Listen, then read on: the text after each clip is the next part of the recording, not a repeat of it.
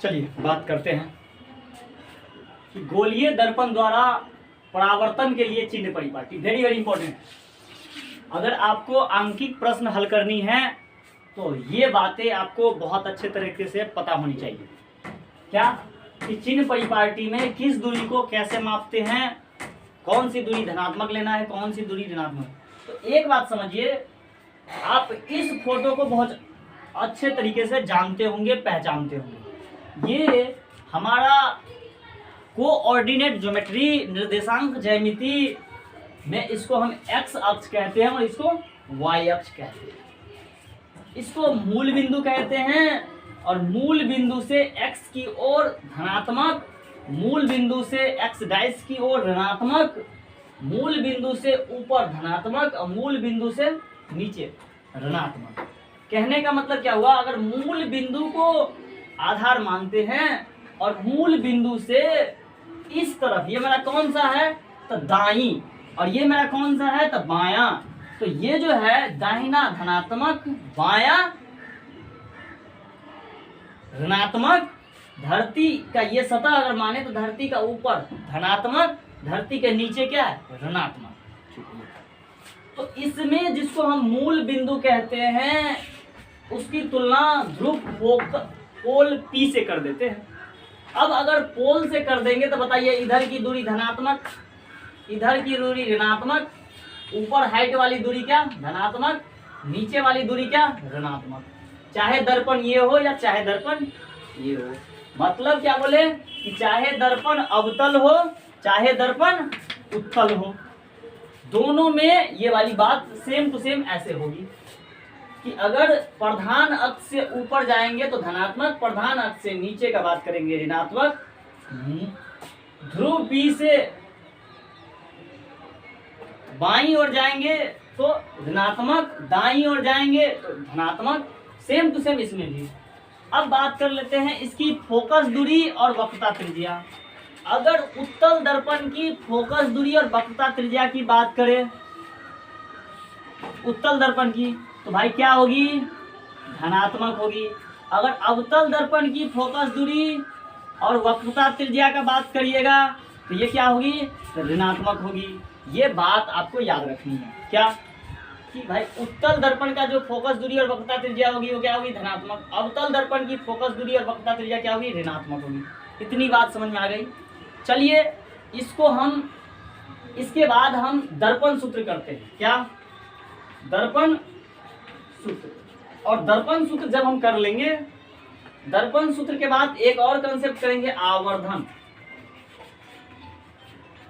ये दोनों कंसेप्ट करने के बाद कुछ न्यूमेरिकल, कुछ आंकिक प्रश्न हम बनाएंगे, जिसके बाद आपको ये बातें बहुत अच्छी तरीके से क्लियर हो जाएंगी। तो चलिए अब दर्पण सूत्र पर बढ़ते हैं आगे।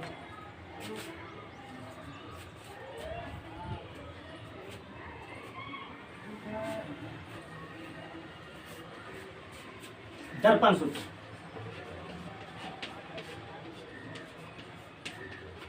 चलिए वो दर्पण बना लेते कोई नहीं। P है, F है, C।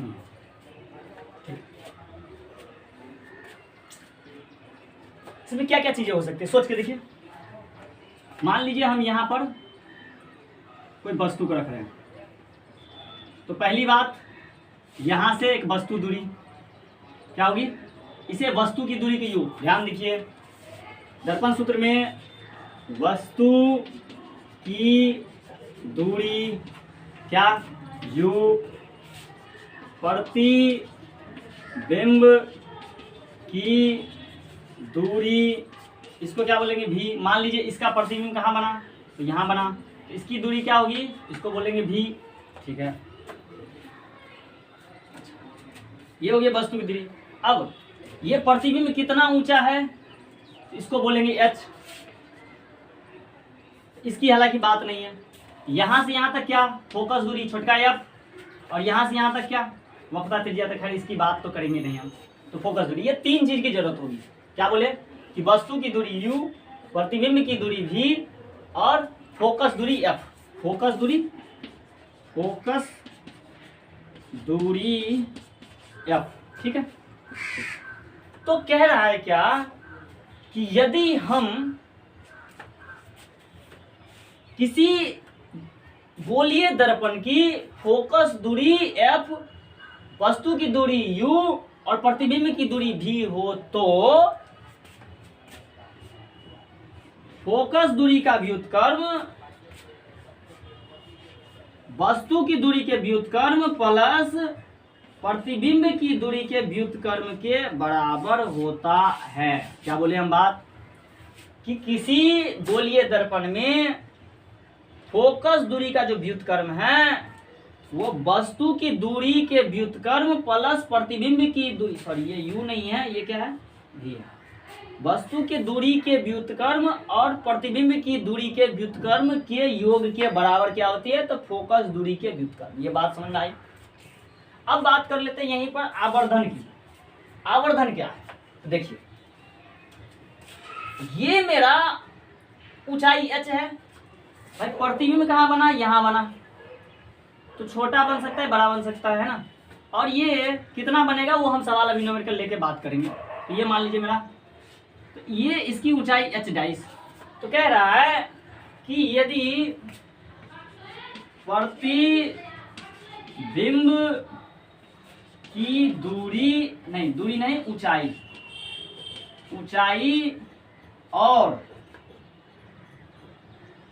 वस्तु की ऊंचाई का जो अनुपात होगा, क्या अनुपात कैसे निकालते हैं, तो बट्टा डाल के, तो प्रतिबिंब की ऊंचाई और वस्तु की ऊंचाई के अनुपात को क्या बोलते हैं हम, तो भाई क्या बोलते हैं, इस अनुपात को क्या बोलते हैं, आवर्धन बोलते हैं। तो आवर्धन बराबर अगर आप निकाले तो क्या हो गया, प्रतिबिंब की ऊंचाई बता वस्तु की ऊंचाई।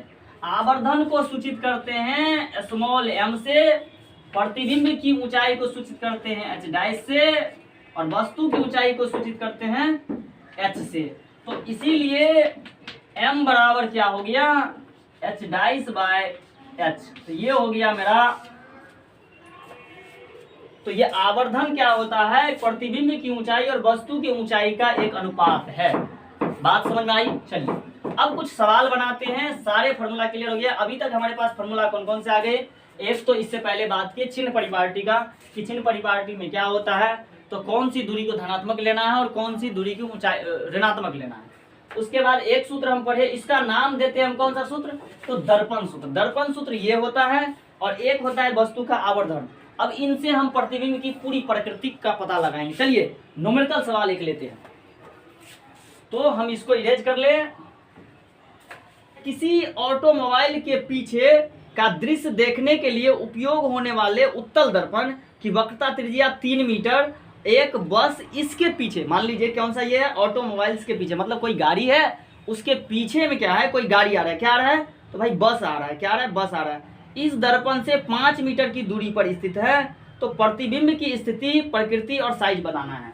तो सोचिए इसमें सबसे पहले क्या क्या हो गया हमको इस सवाल में, तो इस सवाल में कह रहा है सबसे पहले कि ये उत्तल दर्पण है, ठीक है, और इसकी वक्रता त्रिज्या दिया है। तो सबसे पहले कौन सा दर्पण है भाई, उत्तल दर्पण की वक्रता त्रिज्या बताइए। हम बताए थे आपको फोकस दूरी, उत्तल दर्पण की फोकस दूरी और वक्रता त्रिज्या क्या होती है भाई, तो उत्तल दर्पण की क्या होती है, धनात्मक होती है। तो मतलब क्या हो गया, ये वक्रता त्रिज्या को हम क्या बोलते हैं शॉर्टकट में, r, ये r क्या हो गया, +3 मीटर, ठीक है।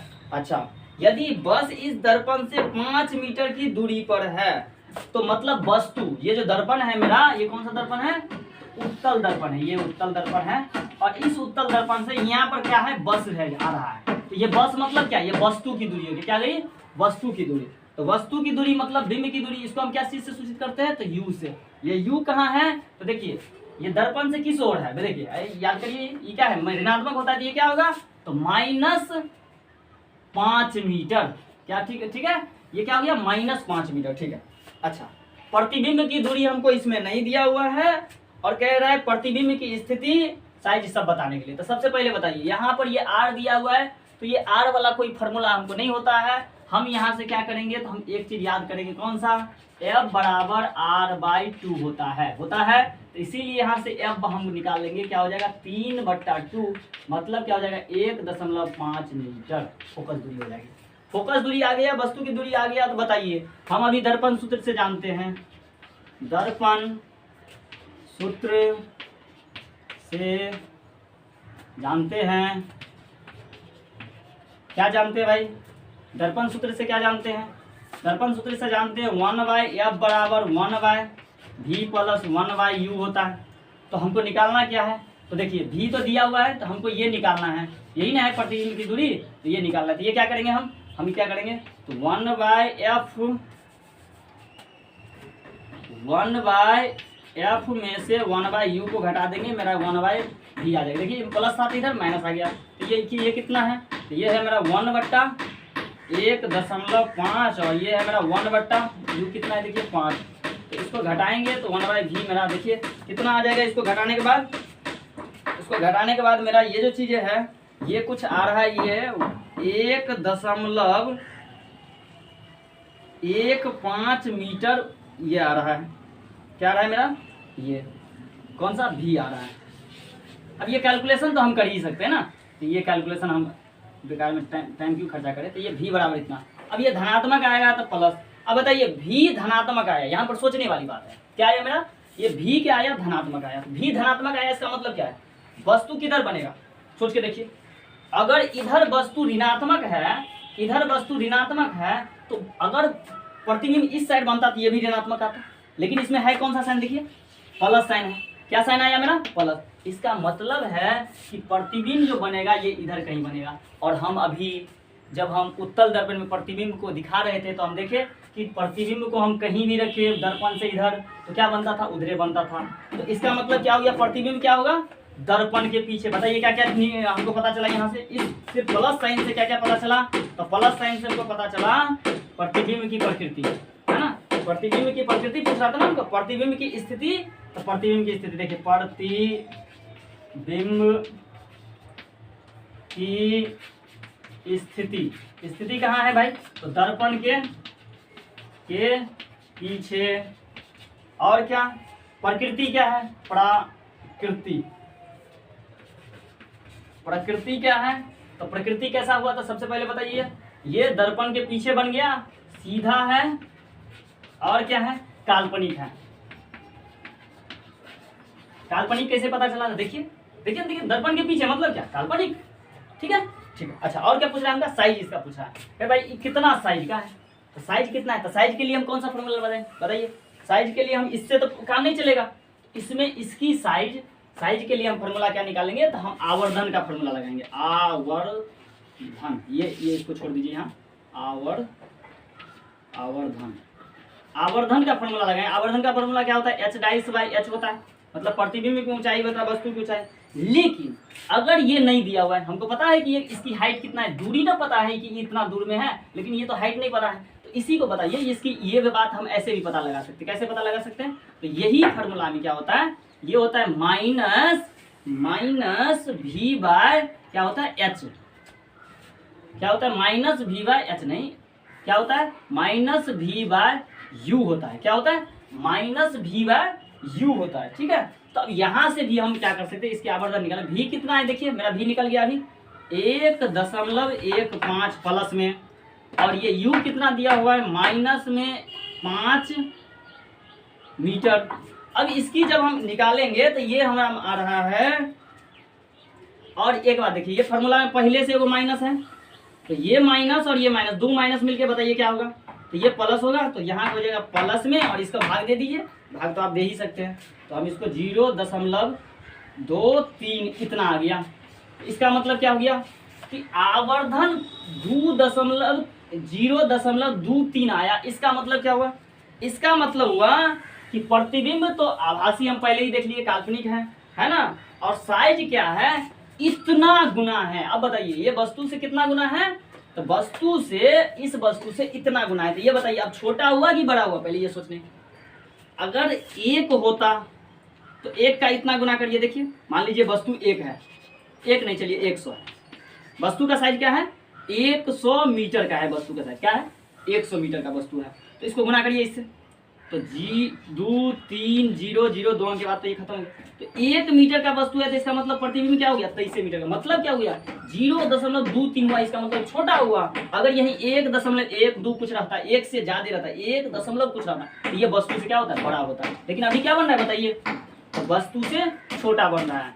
तो इसीलिए हमको इसमें जो हमारा ये जो हम जो जा रहे हैं गाड़ी से, अब पीछे में जो मेरा इतना बड़का बस है वो इतना छोटका सा आईना में कैसे दिख जाता है, ये ऐसे दिख जाता है क्योंकि उसमें जो प्रतिबिंब बनेगा ना क्या बनेगा, उससे बहुत छोटा बनेगा।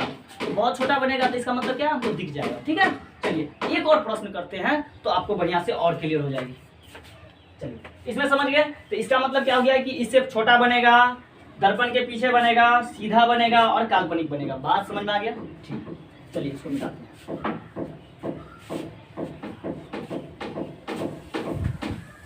आर सब तो इसमें चलिए मिटाते हैं।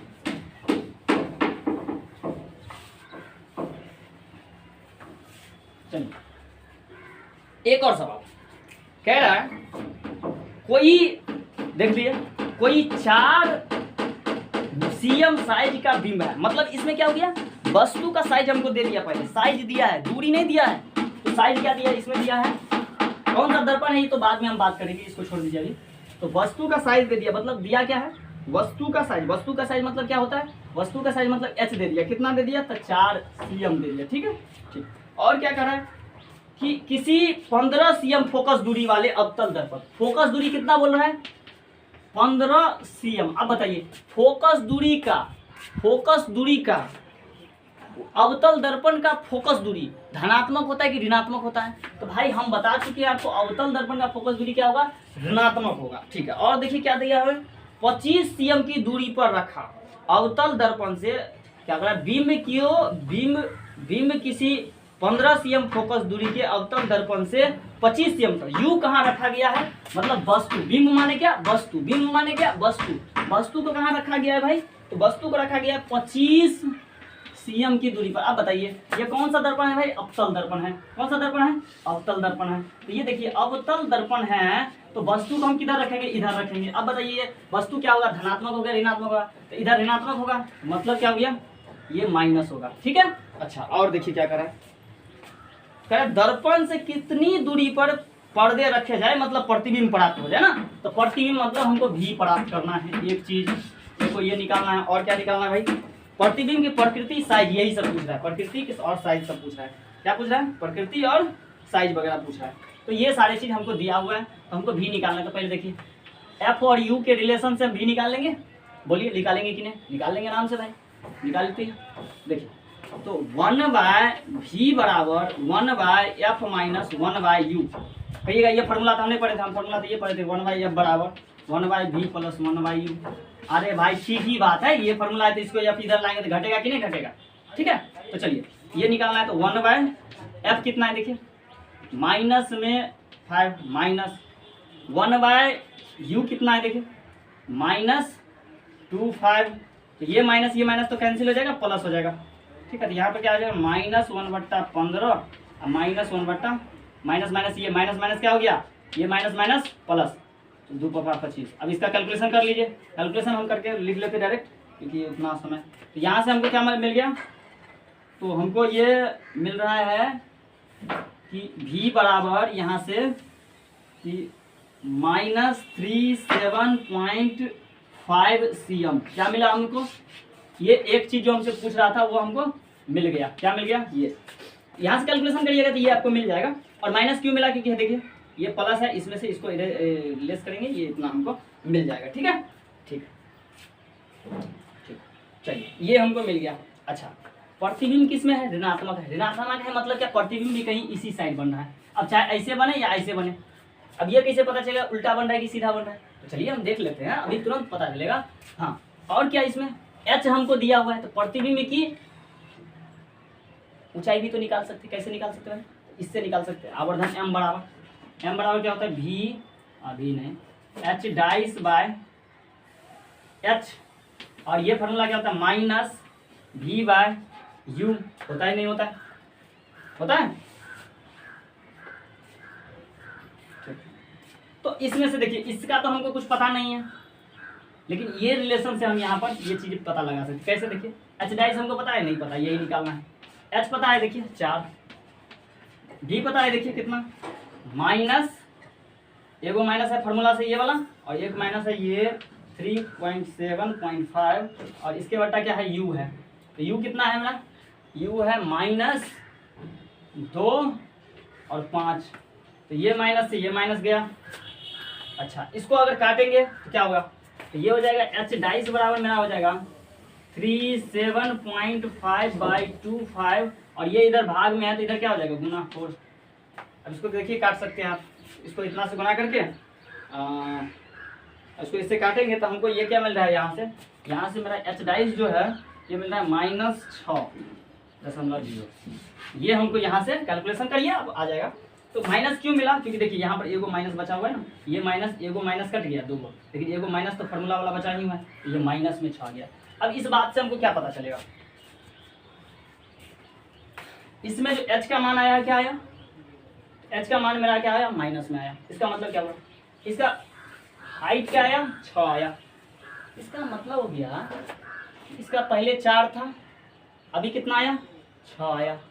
इसका मतलब क्या हो गया, उसमें m का मान आया था, किसमें, इससे पिछले वाला न्यूमेरिकल में आप उल्टा के देखिए, किसका मान आया था, m का। m का मतलब हुआ कि इतना गुना हुआ, लेकिन यहाँ पर एक्चुअल में h का मान आ गया। इसका मतलब क्या हुआ, इसमें एक्चुअल में ये पता चल गया कि ये 4 cm का इसका ऊंचाई है, और इसका ऊंचाई क्या है, 6 है, मतलब इससे ये क्या है, बड़ा है। और एक बात बताइए, दर्पण के आगे बढ़ रहा है, इसका मतलब ये तो उल्टा होगा ही होगा। तो प्रकृति के बारे में अगर पूछा जाए तो प्रकृति के बारे में आप क्या कहिएगा, प्रकृति सबसे पहली बात कि दर्पण के पीछे,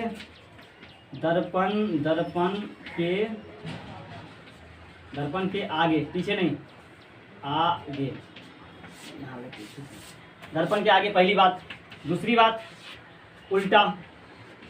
तीसरी बात क्या, तो दर्पण से बड़ा, अभी वस्तु से बड़ा, वस्तु से बड़ा, कितना बड़ा भाई, ये 4 है, ये 6 है, ठीक है। और ये माइनस साइन बता रहा है कि ये क्या है, नीचे है। हम बताए थे, देखिए ये भूल जाते हैं आप लोग, ये प्लस होता है ऊपर में, नीचे क्या है, इसका मतलब ये नीचे है, इसीलिए ये माइनस आया है। क्या है, उल्टा। कैसे पता चला हमको, ये इस माइनस साइन से पता चल गया कि ये उल्टा है। किस साइन से पता चला, ये माइनस साइन हमको बता दिया कि उल्टा। क्यों पता चला, देखिए ऊपर में प्लस होता है और नीचे में माइनस होता है, ये बोले थे ना, ये प्लस, ये माइनस, ये प्लस और ये वाला माइनस, ऐसे इस साइन से।